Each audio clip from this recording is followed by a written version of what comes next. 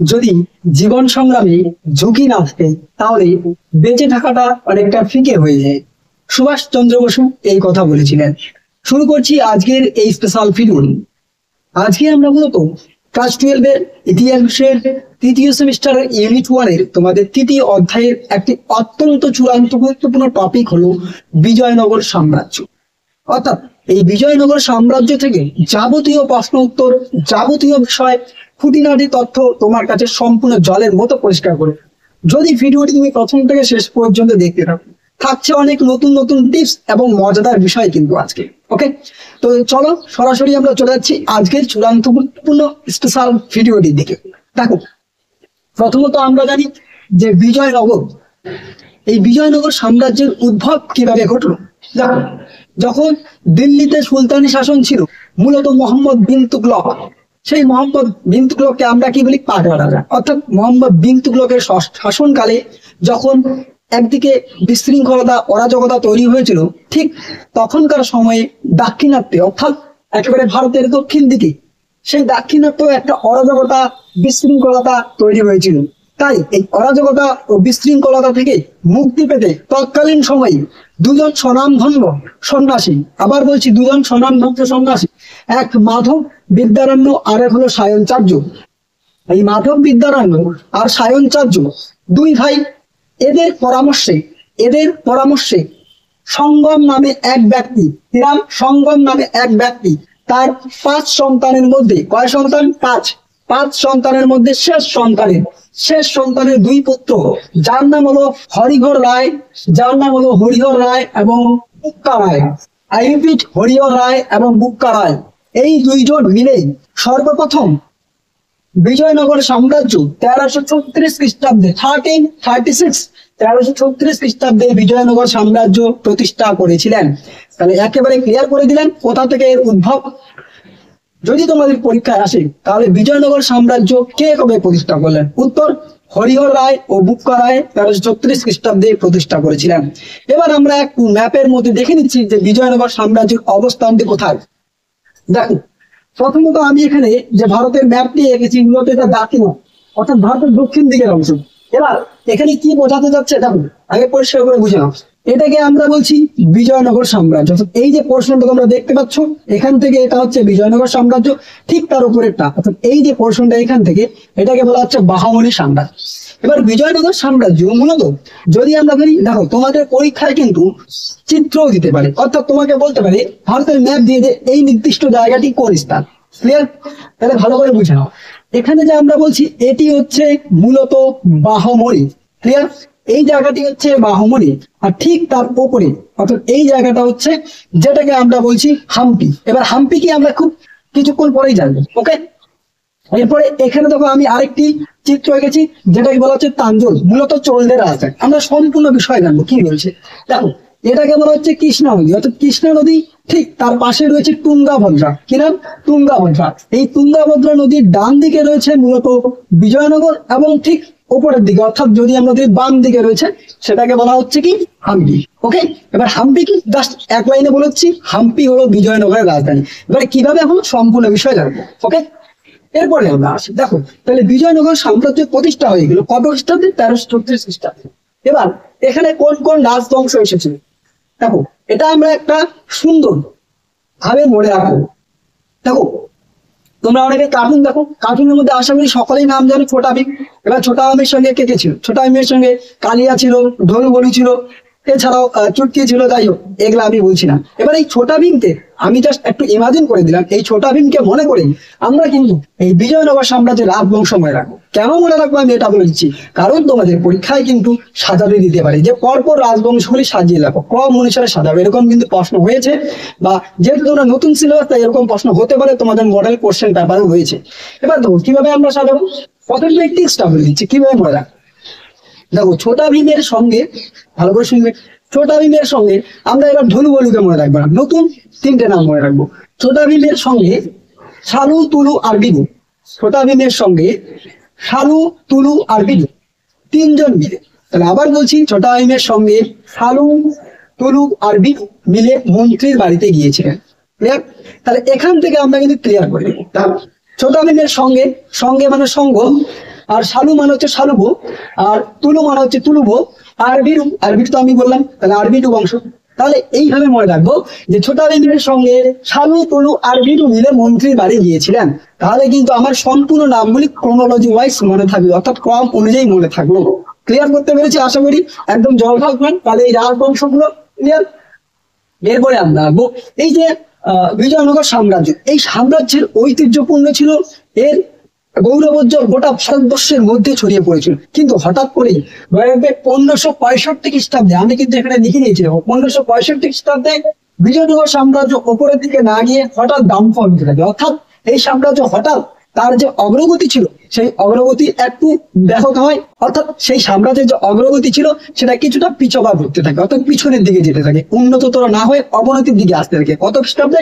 1565 খ্রিস্টাব্দে। তবুও কিন্তু আমরা এই সাম্রাজ্যের যে উজ্জ্বলতা গৌরবতা তা অবিস্মরণীয় গোটা ভারতবর্ষের মধ্যে ছিল। এরপরে আমরা দেখে নেব এই সাম্রাজ্যের মধ্যে, দেখো সাম্রাজ্য কিন্তু খুব একটা ছোট না, আমরা ছবির মধ্যে এঁকেছি, কিন্তু একটা বিশাল সাম্রাজ্য ছিল। এবার এই সাম্রাজ্যকে সঠিকভাবে শাসন পরিচালনা করার জন্য বেশ কয়েকটি ভাগে ভাগ করা হতো। আমরা এটা ক্লাস 11 ফার্স্ট সেমিস্টারে অল্প অল্প জেনেছিলাম। কি? এক হলো বিজয়নগর সাম্রাজ্য। এবার সাম্রাজ্যকে তারা কয়েকটি প্রদেশে বিভক্ত করতো। পরীক্ষা আসতে পারে প্রদেশগুলোকে কি বলা হতো? মনে রাখবে মন্ডলম। তাহলে বিজয়নগর সাম্রাজ্যের প্রদেশগুলো ঠিক যেরকম ভাবে আমাদের একটা দেশের মধ্যে আমরা বলছি রাজ্য, রাজ্যের মধ্যে আছে আমাদের জেলা, অর্থাৎ ঠিক একই রকম ভাবে এখানে কি হয়েছে, সাম্রাজ্যকে ভাগ করা হয়েছিল প্রদেশ বা মন্ডলম। এরপরে কি দেখো, প্রদেশ বা মন্ডলমের পর রাজ্যকে বলা হচ্ছে নাড়ু ও সীমা। তাহলে সাম্রাজ্য, তারপরে আসছে প্রদেশ বা মন্ডলম, তারপর রাজ্যকে বলা হচ্ছে নাড়ু ও সীমা, আর গ্রামকে বলা হচ্ছে কট্টম। তাহলে এই তিনটি ভাগ, মন্ডলম, নারুসীমা ও কট্টম। ঠিক একই রকম ভাবে প্রদেশকে বলা হচ্ছে মন্ডলম, রাজ্যকে বলা হচ্ছে নারুসীমা এবং গ্রামকে বলা হচ্ছে কট্টম। মনে রাখবে, এটা মোস্ট ইম্পর্টেন্ট, এমসিকিউ এখান থেকে হতে পারে যে বিজয়নগর সাম্রাজ্যে কট্টম বলতে কাকে বোঝানো হতো? শহর, গ্রাম, নগর, প্রদেশ ইত্যাদি তোমাকে অপশন দিয়ে দেবে। ক্লিয়ার? এরপরে আমরা আসি, দেখো এই বিজয়নগর রাজধানীর একটি ইতিহাস রয়েছে যে বিজয়নগরের রাজধানী কিভাবে হলো। আমাদের একেবারে জলের মতো পরিষ্কার রাখতে পারি। দেখো বিজয়নগরের রাজধানী হলো হাম্পি। এবার হাম্পি কোথা থেকে আসলো? হাম্পি হলো মূলত পম্পা দেবী, ভালো করে শুনবে, পম্পা দেবী ছিল, সেই পম্পা দেবীর মূর্তি থেকে মূলত এই হাম্পি নামে। কি দেবী? পম্পা দেবী। ক্লিয়ার করে নেবে একবারে। এবার এই হাম্পি যে বিজয়নগর সাম্রাজ্যের রাজধানী ছিল সেটি কে আবিষ্কার করলেন? এর ধ্বংসাবশেষ কে আবিষ্কার করলেন? কল্যাণ কলিন ম্যাকাঞ্জি। 1800 খ্রিস্টাব্দে বিজয়নগরের রাজধানী হাম্পির ধ্বংসাবশেষ আবিষ্কার করেছিল। ঠিক যেরকম ভাবে হরপ্পা সভ্যতার ধ্বংসাবশেষ আমরা জানি যে দয়ারাম সাহানি, রাখাল দাস বন্দ্যোপাধ্যায় প্রমুখ ঐতিহাসিক, তো তারা যে আবিষ্কার করেছিলেন ঠিক একই রকম ভাবে হাম্পি ছিল সেই ধ্বংসাবশেষ। হাম্পিও একটা ধ্বংসাবশেষ, সেই ধ্বংসাবশেষকে আবিষ্কার করেছিলেন কে? কল্যাণ কলিন ম্যাকাঞ্জি 1800 খ্রিস্টাব্দে। এবার আমাদের জানতে লাগবে কল্যাণ কলিন ম্যাকাঞ্জি, অর্থাৎ কল্যাণ কলিন ম্যাকাঞ্জি কে ছিলেন? মনে রাখবেন surveyor general of India, SGOI, অর্থাৎ সার্ভেয়ার জেনারেল অফ ইন্ডিয়ার ইঞ্জিনিয়ার হিসেবে 1815 খ্রিস্টাব্দে তিনি প্রথম ভারতবর্ষের পদ গ্রহণ করেছিলেন। এবার জানতে লাগবে সার্ভেয়ার জেনারেল অফ ইন্ডিয়া এর কাজ কি? এর কাজ হলো মূলত বিভিন্ন ম্যাপ তৈরি করা, অর্থাৎ সার্ভের জন্য বিভিন্ন ম্যাপ তৈরি করা।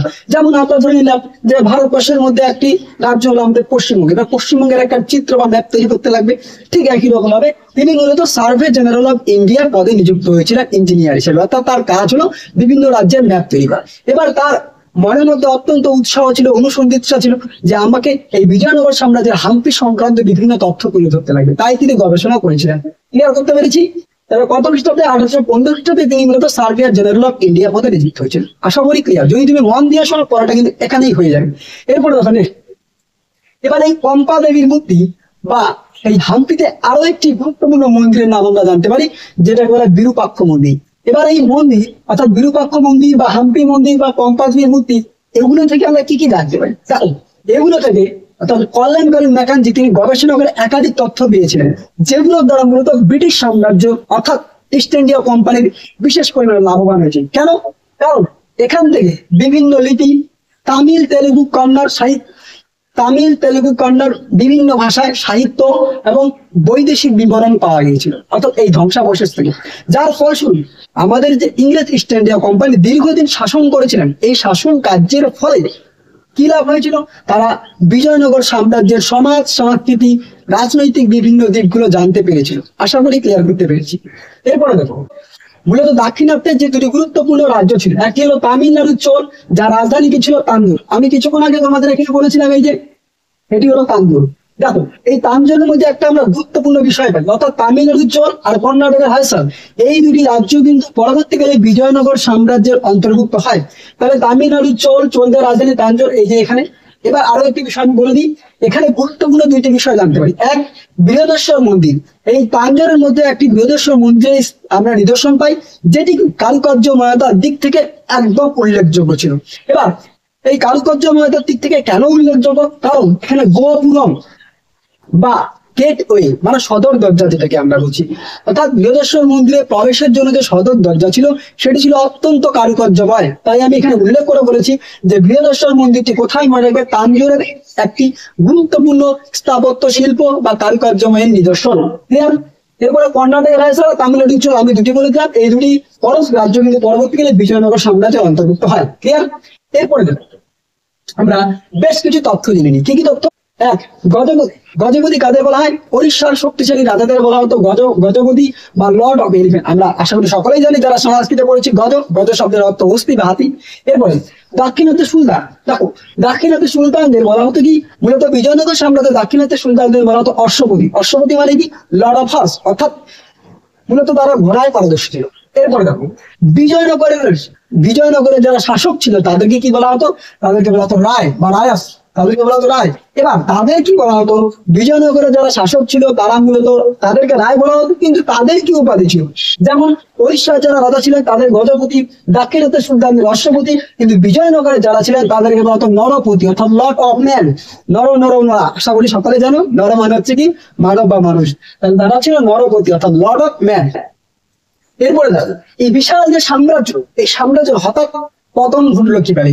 দেখো, এর পতনের একাধিক কারণ রয়েছে, আমরা পরবর্তী ভিডিওতে আলোচনা করব।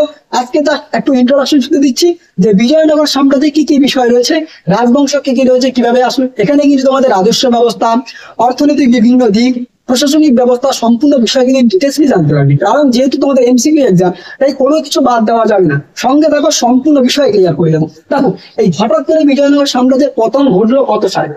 1678, 1678 খ্রিস্টাব্দে। এই ভূগোল বা গোটা ভারতবর্ষের মধ্যে একটি খ্যাতনামা সাম্রাজ্য যদি আমরা বলি বিজয়নগর সাম্রাজ্য, তার পতন ঘটেছিল 1678 খ্রিস্টাব্দে। এবার কি কারণে পতন ঘটলো বা পরবর্তীতে কি ঘটলো, এখানকার অর্থনৈতিক দিক কি ছিল, রাজস্ব ব্যবস্থা কি ছিল, সম্পূর্ণ বিষয় পরবর্তী কোনো এক ভিডিওতে আলোচনা করে দেবো। এবার দেখো, আমরা এই থার্ড চ্যাপ্টারে মূলত কি জানবো আমি একটু জাস্ট বলে দিচ্ছি। এক, আমরা বিজয়নগর জানবো। দুই, আমরা জানবো বাহামনি, অর্থাৎ বিজয়নগর ঠিক তার উপরে বাহামনি, এই বাহামনি সাম্রাজ্য জানবো। তিন, আমরা জানবো বাংলার ইলিয়াস শাহী ও হুসেন শাহ বংশ। আই রিপিট, আমরা তৃতীয় অধ্যায় থেকে তিনটি বিষয় জানবো। নাম্বার 1 বিজয়নগর, নাম্বার 2 বাহামনি, নাম্বার 3 বাংলার ইলিয়াস শাহী ও হুসেন শাহী বংশ। এই তিনটি বিষয় যদি আমরা কমপ্লিট করি তাহলে ইউনিট 1 এর মধ্যে তোমাদের চ্যাপ্টার 3 কমপ্লিট। সঙ্গে থাকা সম্পূর্ণ বিষয় কমপ্লিট করে দেবো। ওকে, তো আজকের এই ভিডিওটি কেমন লাগলো তা অবশ্যই আমাদের কমেন্ট বক্সে কমেন্ট করে জানিও। খুব শীঘ্রই দেখা হচ্ছে পরবর্তী কোনো এক ভিডিওতে। আশা করি বিষয়টি খুবই বুঝতে পেরেছো। তো ভালো লাগলে অবশ্যই একটি লাইক করে দিও, আর চ্যানেলে নতুন হয়ে থাকলে সাবস্ক্রাইব করে দিও। ওকে, তো এতক্ষণ পর্যন্ত ভিডিওটি দেখার জন্য অসংখ্য অসংখ্য ধন্যবাদ।